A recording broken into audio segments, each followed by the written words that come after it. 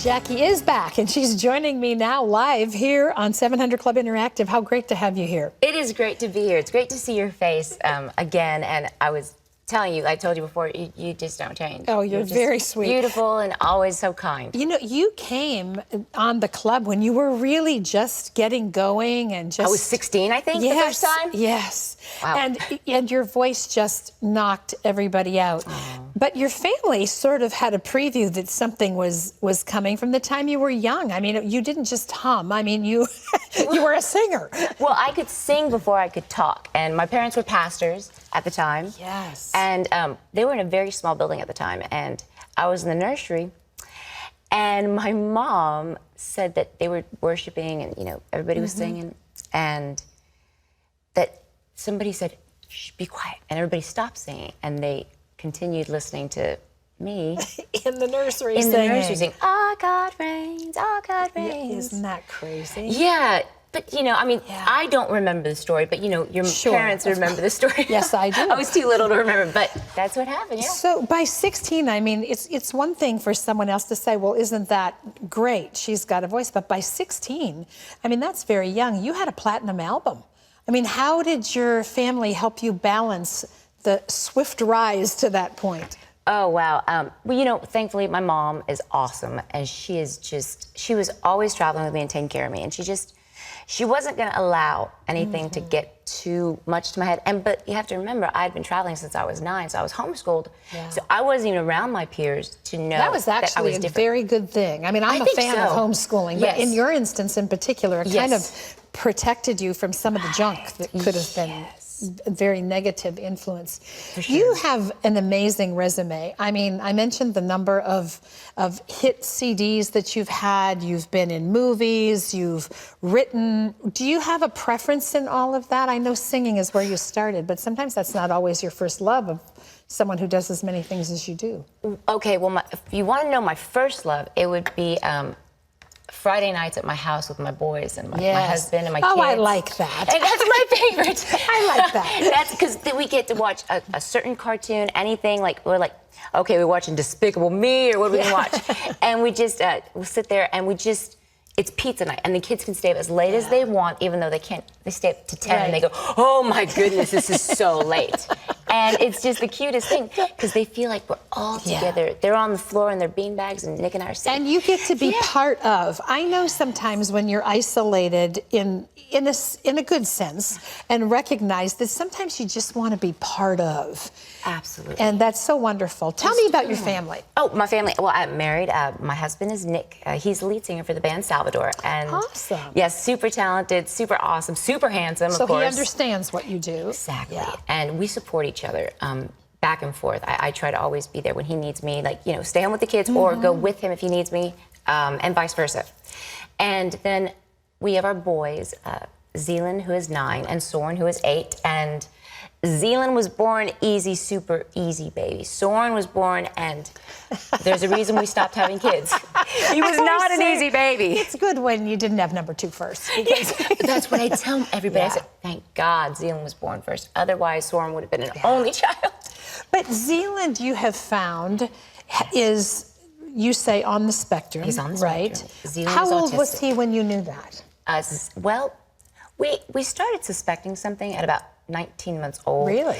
There were some milestones he wasn't hitting, just like other kids, and we weren't going to bury our heads in the sand, basically. Right. So we got him tested and had somebody come to our house, an early intervention, and they said, well, it's developmental delay. We'll get speech therapy, occupational therapy.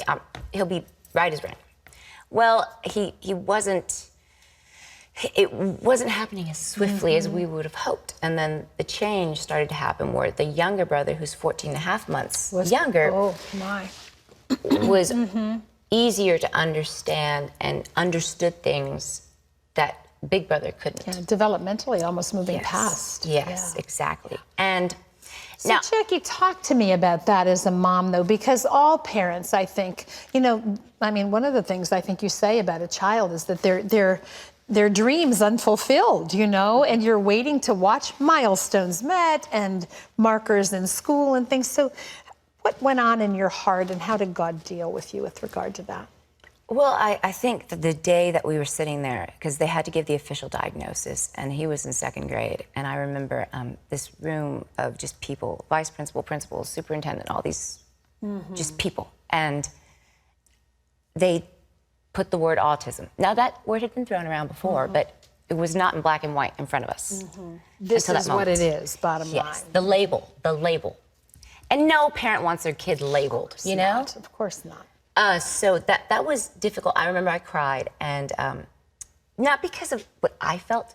It was just more like, I don't want him to feel challenged in life. I don't want him to feel different. Or to be labeled and named by other people. Yes. Or anybody to ever laugh at him because he doesn't understand what they mean. Yes. Because he is perfect. Yes. He's perfect. Yeah. And well, I went through some tough times. I had to go through a bit of a mourning period. I know that sounds weird. Because no, it doesn't. Not at all. Yeah, I had to kind of mourn the dreams that I changed for him. Yeah. But dream new dreams.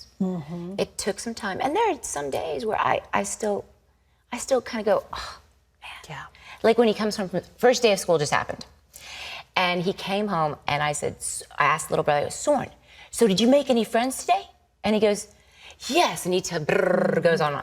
I asked Z, I go, Z, so did you make new friends today? He goes, excuse me, I do not memory their name. Yeah. And I said, oh, bud, well, that's okay. Tomorrow, just pay attention and try to listen for their names, okay? Walk the journey with them. Yeah. Yeah. Yeah.